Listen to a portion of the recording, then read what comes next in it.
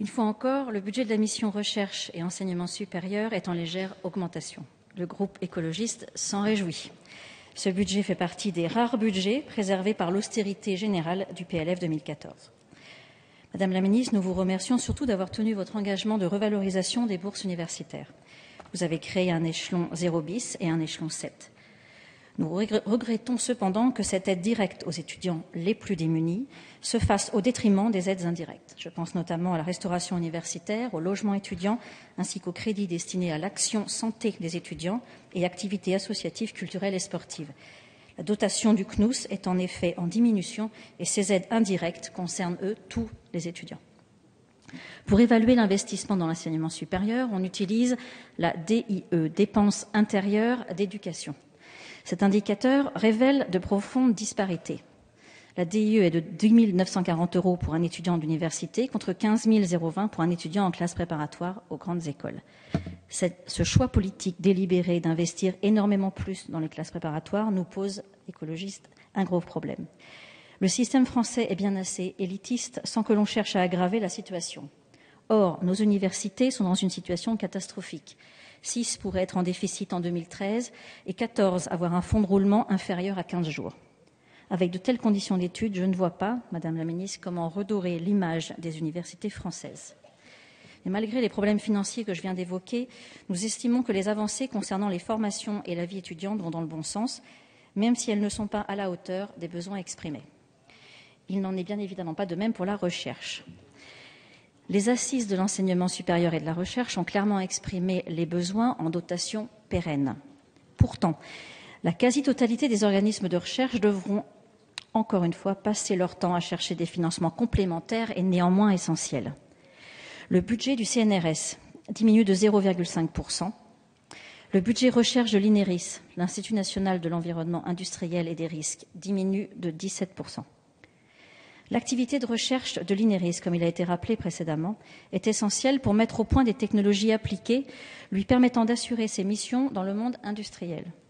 Une grande partie de sa recherche est liée à la mise en œuvre de la transition écologique. Batteries, hydrogène, méthanisation, risques émergents, toxicologie et notamment perturbateurs endocriniens.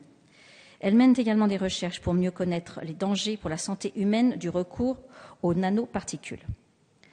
L'ADEME voit son budget recherche dans le cadre de la MIRES diminuer de 7%.